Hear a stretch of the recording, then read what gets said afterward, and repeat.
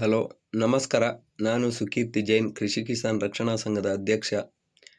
ನನಗೆ ಮೊನ್ನೆ ಒಂದು ಕಾಲ್ ಬಂದಿತ್ತು. ಆ ಕಾಲನ್ನು ನಾವು ರಿಸೀವ್ ಮಾಡಿದ್ವಿ. ಅದು ಹಿಂದಿಯಿಂದ ಮಾತಾಡ್ತಾ ಇತ್ತು. ಆ ಕಾಲಲ್ಲಿ ಮಾತಾಡುವ ಒಬ್ಬ ವ್ಯಕ್ತಿ, ನಾವು ಟೆಲಿಕಾಂ ಡಿಪಾರ್ಟ್ಮೆಂಟ್ ಡೆಲ್ಲಿಯಿಂದ ಮಾತಾಡ್ತಾ ಇದ್ದೇವೆ. ನಿಮ್ಮ ನಂಬರಿನಿಂದ ಹರಾಸ್ಮೆಂಟ್ ಅಂದರೆ ಸೆಕ್ಸುವಲ್ ಹರಾಸ್ಮೆಂಟ್, ಆಮೇಲೆ ಇನ್ನಿತರ ವಿಷಯಗಳಿಗೆ ಬಾಂಬೆಯ ಕೊಲಬಾ ಸ್ಟೇಷನಲ್ಲಿ ನಿಮಗೆ ನಿಮ್ಮ ಮೊಬೈಲ್ ನಂಬರ್, ಆಧಾರ್ ಉಪಯೋಗಿಸಿ ಒಂದು ನಂಬರ್ ಯಾರೋ ತಗೊಂಡು ಆ ನಂಬರಿಂದ ನಿಮ್ಮ ಬೇರೆಯವರಿಗೆ ಅಶ್ಲೀಲ ಪದಗಳು, ಆಮೇಲೆ ಅಶ್ಲೀಲ ವಿಡಿಯೋಗಳು, ಆಮೇಲೆ ಬೈಗುಳ, ಆಮೇಲೆ ಏನೋ ಎಲ್ಲ ಮಾಡಿ ನಿಮ್ಮ ನಂಬರಿಂದ ಮಾಡಿದ್ದಾರೆ. ಅದರಿಂದಾಗಿ ಕೊಲಬಾ ಸ್ಟೇಷನಲ್ಲಿ ಮುಂಬೈ ಕೊಲಬಾ ಸ್ಟೇಷನಲ್ಲಿ 17 ಕಂಪ್ಲೇಂಟ್ಗಳು ಲಾಂಚ್ ಆಗಿದೆ.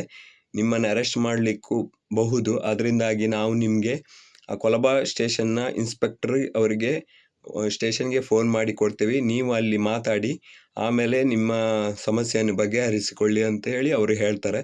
ಹಾಗೆ ನಾವು ಅವ್ರ ಮಾತನ್ನೆಲ್ಲ ಕೇಳ್ತೇವೆ. ಬಟ್ ನಮಗೆ ಒಂದ್ಸಲಿ ಇದಕ್ಕಿಂತ ಮೊದಲು ಕೂಡ ಹೀಗೆ ಬಂದಿತ್ತು. ಆಗ ನಾನು ನಮ್ಮ ಹತ್ತಿರದ ಫ್ರೆಂಡ್ಸ್ ಆದ ಒಬ್ಬರು ಯೋಗೀಶ್ ಪೊಲೀಸ್ನವರಿಗೆ ನಾನು ಈ ವಿಷಯ ತಿಳಿಸಿದಾಗ ಅವರು ಹೇಳಿದರು, ನೀವು ಅದಕ್ಕೆಲ್ಲ ರೆಸ್ಪಾಂಡ್ ಮಾಡಬೇಡಿ, ಅದು ಫ್ರಾಡ್ ಆಗಿರಬಹುದು, ಅದಕ್ಕೆ ನೀವೇನು ಕಾಲ್ ಮಾಡಲಿಕ್ಕೆ ಹೋಗಬೇಡಿ, ರೆಸ್ಪಾಂಡು ಮಾಡಬೇಡಿ ಅಂತ ಹೇಳ್ತಾ ಇದ್ರು.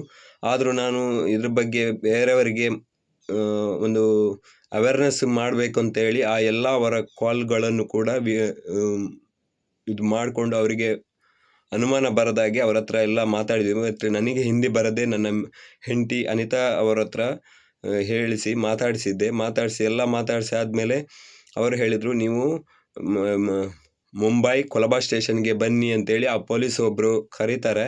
ಅದು ಎಲ್ಲ ಫೇಕ್. ಬಟ್ ನಮಗೆ ಮಾಡುವಾಗ ಅವರು ರಿಯಲ್ನಾಗೆ ತೋರಿಸ್ತಾರೆ, ಎಲ್ಲ ರಿಯಲ್ನಾಗಿ ಹೆದರಿಸುವರೆ. ನೀವು ಮತ್ತೆ ಅವರು ಹೇಳ್ತಾರೆ, ನಿಮ್ಮ ಮೈಂಡ್ ಬೇರೆ ಕಡೆ ಡೈವರ್ಟ್ ಆಗಬಾರ್ದು, ನೀವು ಒಬ್ಬರೇ ಇದ್ದಾಗ ಮಾತಾಡಿ, ನಿಮ್ಮ ವಾಟ್ಸಪ್ಪನ್ನು ಉಪಯೋಗ ಮಾಡಿಕೊಂಡು ನೀವು ಆನ್ಲೈನಲ್ಲಿ ಕಂಪ್ಲೇಂಟ್ ದರ್ಜ್ ಮಾಡಿ, ನಾವು ನಿಮ್ಮ ಎಲ್ಲ ಕಂಪ್ಲೇಂಟ್ಗಳಿಗೆ ಕಂಪ್ಲೇಂಟನ್ನು ತಗೊಳ್ತೇವೆ, ವಾಟ್ಸಪ್ ಆನ್ ಮಾಡಿ ಅಂತ ಹೇಳಿದರು. ನಾವು ಅದಕ್ಕೆ ಹೇಳಿದ್ವಿ, ನಾವಿಲ್ಲ, ನಮ್ಮ ಪಕ್ಕದ ಪೊಲೀಸ್ ಸ್ಟೇಷನ್ಗೆ ಹೋಗಿ ಅಲ್ಲಿಂದ ಕಂಪ್ಲೇಂಟ್ ಮಾಡಿ ಅಲ್ಲಿಂದ ನಾವು ನಿಮ್ಗೆ ಏನು ಬೇಕು ಅದನ್ನೆಲ್ಲ ಮಾಡಿಸ್ತೇವೆ ಅಂತ ಹೇಳಿದರೆ ಅವನು ಕೇಳಲಿಕ್ಕೆ ರೆಡಿ ಇಲ್ಲ.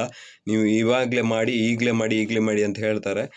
ನಾವು ಅದಕ್ಕೆ ಈಗಲೇ ಮಾಡಲಿಕ್ಕೆ ಆಗೋದಿಲ್ಲ, ನಾವು ನಮ್ಮ ಹತ್ತಿರದ ಪೊಲೀಸ್ ಸ್ಟೇಷನ್ಗೆ ಹೋಗಿ ಕಂಪ್ಲೇಂಟ್ ಮಾಡಿ ಆಮೇಲೆ ಅಲ್ಲಿಂದ ನಿಮ್ಗೆ ಏನು ಬೇಕೋ ಅದರ ಮಾಹಿತಿ ಕೊಡ್ತೇವೆ. ನಮ್ಮ ಕಂಪ್ಲೇಂಟ್ ಆಗಿದ್ದಕ್ಕೆ ನಾವು ಅದಕ್ಕೆಲ್ಲ ನಮ್ಮ ಪೊಲೀಸ್ ಸ್ಟೇಷನಲ್ಲಿ ಮಾತಾಡಿ ನಿಮಗೆ ಆನ್ಸರ್ ಮಾಡ್ತೇವೆ ಅಂತ ಹೇಳಿದ್ದು. ಇದೇ ಥರ ಎಲ್ರಿಗೂ ಬರ್ಬೋದು. ಅದಕ್ಕೆ ನಾವೊಂದು ಮಾಹಿತಿಗಾಗಿ ಆ ಆಡಿಯೋವನ್ನು ಕೂಡ ನಾವು ಕೇಳಿದ್ದೇವೆ ಮತ್ತು ಆಡಿಯೋವನ್ನು ನಮ್ಮ ವಾಟ್ಸಪ್ ಗ್ರೂಪಿಗೆ ಹಾಕಿದ್ದೇವೆ.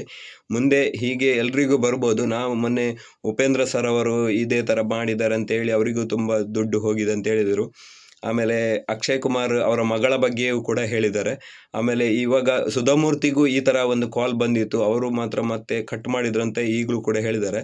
ಆಮೇಲೆ ನಮಗೆ ಹೀಗೆ ಒಂದು ದಿವಸ ಪೊಲೀಸ್ ಅಧಿಕಾರಿಗೂ ಕೂಡ ಇದೇ ಥರ ಬಂದು ಅವರು ಹಣ ಕಳ್ಕೊಂಡಿದ್ದಾರೆ ಅಂತ ಕೂಡ ನಾವು ನ್ಯೂಸಲ್ಲಿ ಕೇಳಿಪಟ್ವಿ.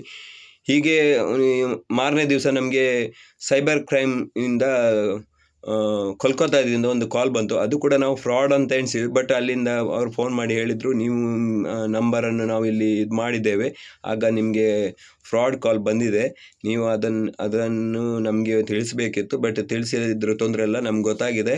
ನಮ್ಮ ಯಾವುದೇ ಕಾಲನ್ನು ಕೂಡ ರೆಕಾರ್ಡ್ ಮೋಸ್ಟ್ಲಿ ಮಾಡ್ತಾರೆ ಇರಬೇಕು, ಇಲ್ಲದಿದ್ದರೆ ಅವರಿಗೆ ನಮಗೆ ಫ್ರಾಡ್ ಕಾಲ್ ಬಂದಿದೆ ಅಂತೇಳಿ ಹೇಗೆ ಗೊತ್ತಾಗ್ತದೆ? ಇಲ್ಲ. ಅದರಿಂದಾಗಿ ಕ್ರೈಮ್ ಅವರು ನಮಗೆ ಫೋನ್ ಮಾಡಿ 1930ಗೆ ನೀವು ಕಾಲ್ ಮಾಡಿ, ನಿಮಗೆ ಯಾವುದಾದ್ರೂ ಫ್ರಾಡ್ ಕಾಲ್ ಬಂದರೆ ಆ ಕಾಲನ್ನು ಎತ್ತಿದ್ರೂ ಕೂಡ ನಂತರ 1930ಗೆ ಕಾಲ್ ಮಾಡಿ ನಿಮ್ಗೆ ಏನೆಲ್ಲ ಆಯಿತು ಅದನ್ನೆಲ್ಲ ಹೇಳಿ, ಆಗ ನಾವು ಅದಕ್ಕೆ ಬೇಕಾದ ಕ್ರಮವನ್ನು ಕೈಗೊಳ್ತೇವೆ ಅಂತ ಹೇಳಿದರು. ಇದು ನನ್ನ ಸ್ವಂತ ಅನುಭವ. ಅದು ಆಡಿಯೋವನ್ನು ನಾನು ಎಲ್ಲ ಕೃಷಿ ಗ್ರೂಪಲ್ಲೂ ಪ್ರತಿಯೊಂದು ಗ್ರೂಪಿಗೂ ನಾನು ಶೇರ್ ಮಾಡಿದ್ದೇನೆ. ಹಾಗೆ ಎಲ್ಲರೂ ಕೂಡ ಈ ಥರ ಯಾವುದಾದ್ರೂ ಬಂದರೆ ನೀವು 1930ಗೆ ಕಾಲ್ ಮಾಡಿ ಅವರಿಗೆ ಎಲ್ಲ ವಿಷಯವನ್ನು ತಿಳಿಸಿ, ಆಗ ಫ್ರಾಡ್ ಆಗೋದಿಲ್ಲ. ಮತ್ತು ನಿಮಗೆ ಯಾವುದೇ ಅನುಭವವನ್ನು ಹಂಚಿಕೊಳ್ಳಿ, ಬೇರೆಯವರು ಕೂಡ ಇದರ ಬಗ್ಗೆ ಇದರಿಂದಾಗಿ ಸ್ವಲ್ಪ ಕಲಿಬೋದು. ಹಾಗೆ ಇಷ್ಟು ಹೇಳಿ ನನ್ನ 2 ಮಾತನ್ನು ಮುಗಿಸ್ತೇನೆ. ಜೈ ಹಿಂದ್.